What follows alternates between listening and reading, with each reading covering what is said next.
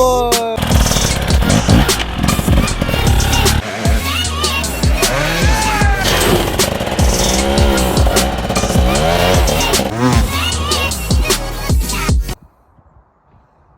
Yeah, we'll have to say. What? I think we'll have to say. Right, we are back after another longish break since the last one, where I crashed and put my finger. Insert clip.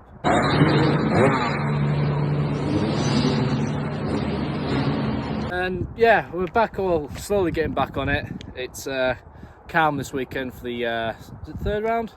Yeah, third round of the British Extremes. So just been slowly putting training in off the bike, of course, because sort of still can't really pull my finger. It's still quite painful too. I've still got a fracture which I'm healing, but I've been doing whatever I could to recover from it. Just this moment, we're doing some intervals at this climb.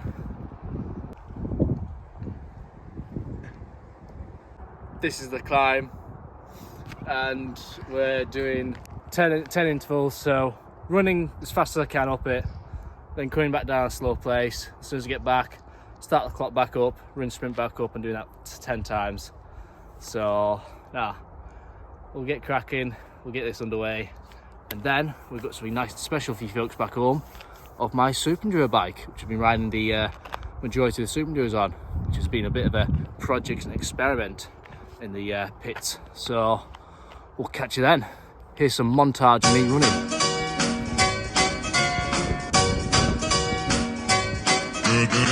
Lap 11, 201. The reason why I don't play sports that run, or just do running in general, is Lap 12, 140. How are you? Skies above. Gee, it's great to be alive and love.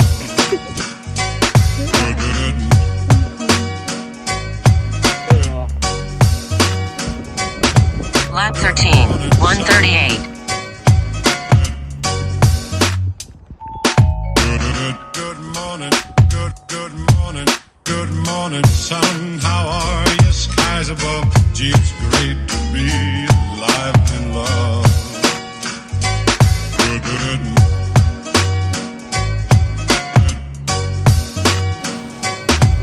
Good morning, sun.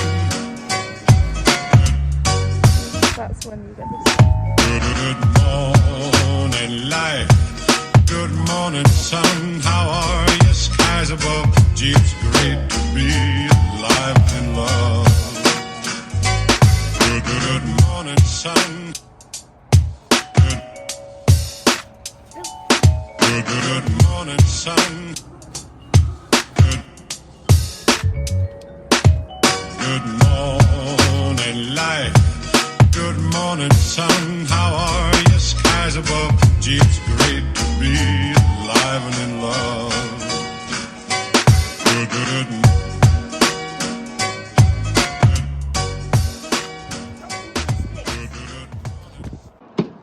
Well, here we are, and this is the bike in question.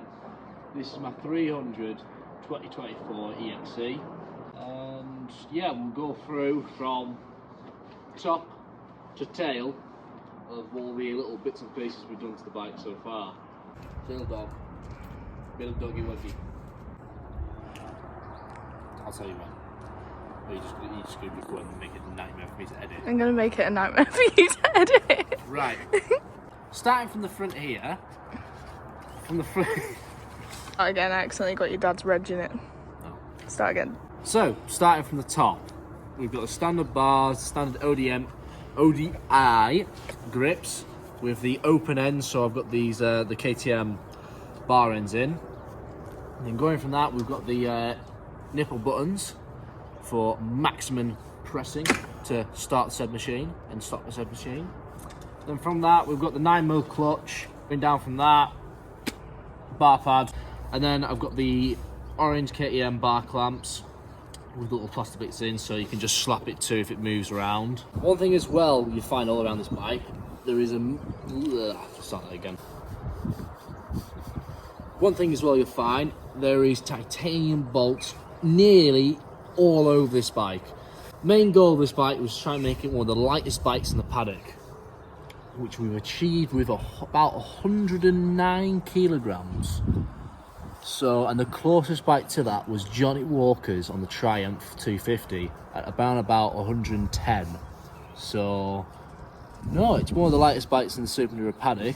So the only bolts we don't think we have in titanium was the PDS bolts for the rear shock, and then the likes of your big nuts for your like rear wheel and that.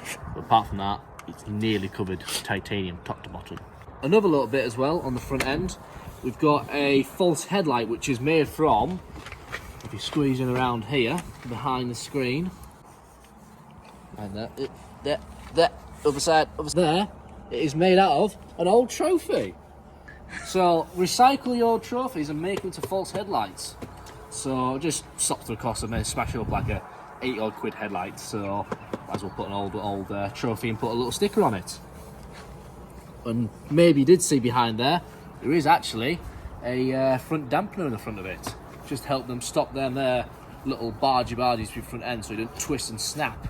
So it makes it a lot more smooth when you're hitting them rock gardens and log matrices. So going on from there, of course, WP chrome valve forks on the front, set quite stiff. If it's a more technical track on the Superenduro, we'll set them a bit softer. But no, I can't fault these. One of the best forks in the game. On the front as well, all shot device for them starts. And then going down from that, we've got the factory KTM XL wheels with just normal discs on, Brembo front brake. And then as well, on this side right here, we've got on the carbon KTM front disc guard. Must have, because any knock like that to the front end, breaking your front disc, which we don't want happening in the mid-race. And then let's go back forward into the bike. We've also come around the front end here. We've got on the standard front pipe. Sometimes I do put on the KTM factory one, but for just ease, I just put this one at the moment as it's a bit of a dinged one. So still fresh from the Newcastle crashes. And then if you come forwards around here, come with me here. Might get a bit of glare in the sun. I've cut out quite a few holes in that in the front of the radiator just to try and get the weight down, and in the mud guard, as we're not getting a lot of dirt and that and mud in the Superenduro races, and it helps with airflow for this next bit, which I'll show you here. Come with me. Come with me. Come in. Come on. Come on. We're going to show the bike. As you see here, we're missing a radiator. So our mechanic Dom, he had an idea. Well, we said, what can we do to make this bike lighter? And we're like, what can we take off? And Dom was like, I wonder if we can take off a radiator. So we took off a radiator, put a bypass around here from the top, from the other side, all the way to the top here and back in. And so far it's been good. Like, it's about 1 kilogram or so. Of course, you got the radiator itself, then actually the water inside. So it has taken off a lot of weight, and I don't really find that it's off balance either. Certainly something else. We've never had a problem with it yet. So it's been quite good. So all thumbs up from there. So you want to be on that side, right there. So on this little bit here, of course, we've got an orange KTM flange protection guard, which will stop that exhaust from cracking on the flange there if there's a big hit. A must have really for extreme or full all round riding, to be honest. I've had quite a few saves, and when I've not had that on, I've actually smashed that flange at the back around a big hit. And as well, we've got Samco hoses, a little bit of protection right here, and then as well, KTM skid plate.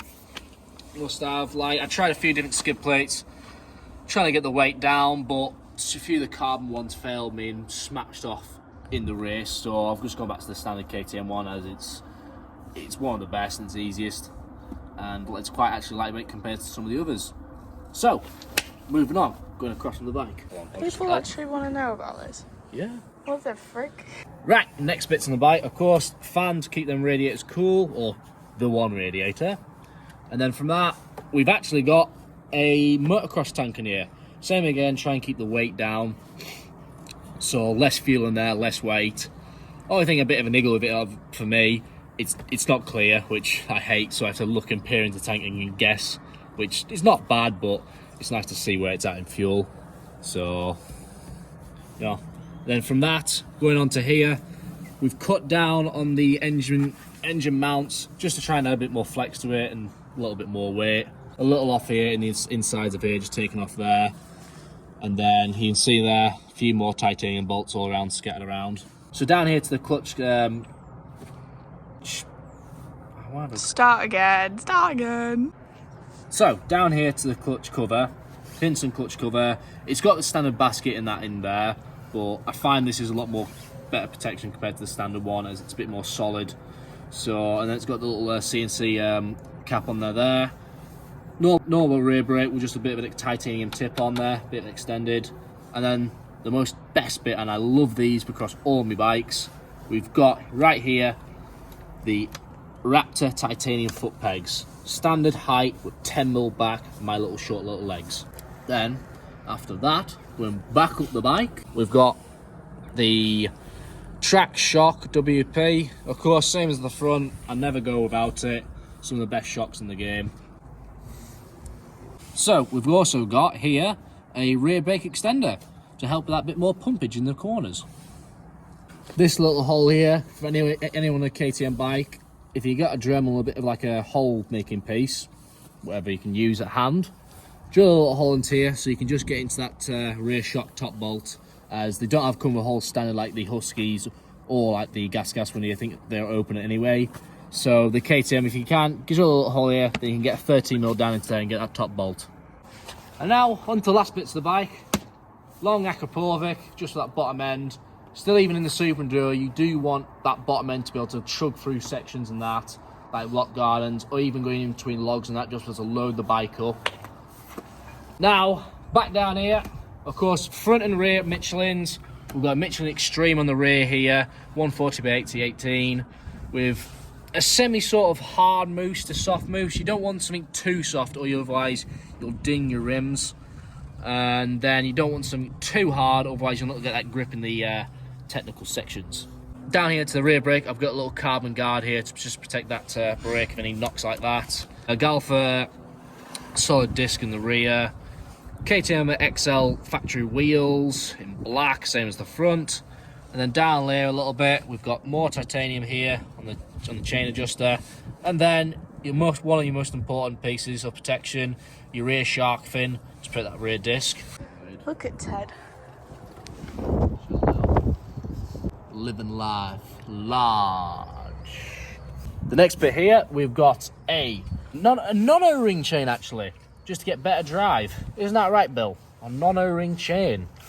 Like, usually you use it for motocross, but I put it on the Superenduro as there's less drag in the chain, so quicker and faster for that lightweight. Hey, Bill, isn't that right?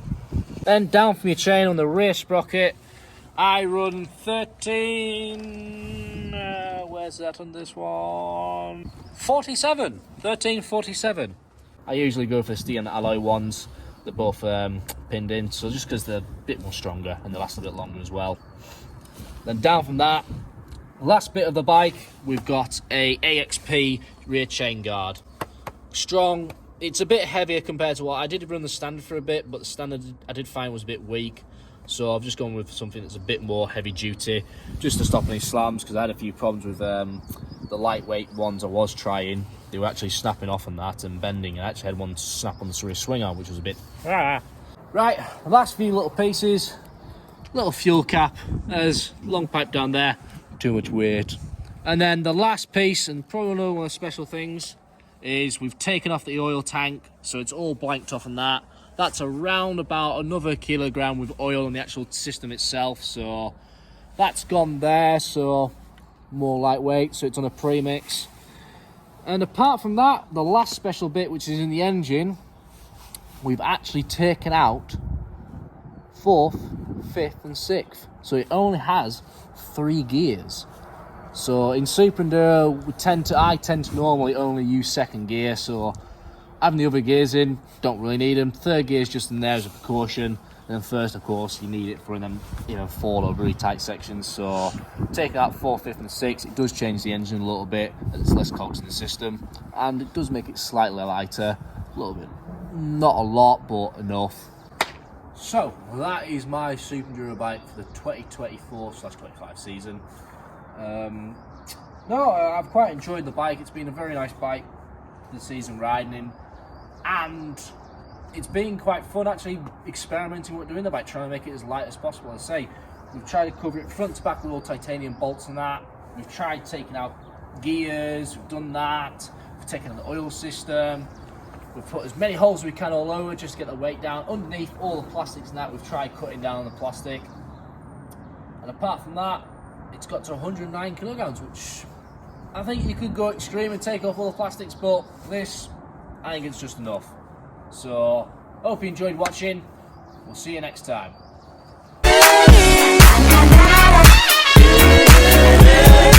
Yeah.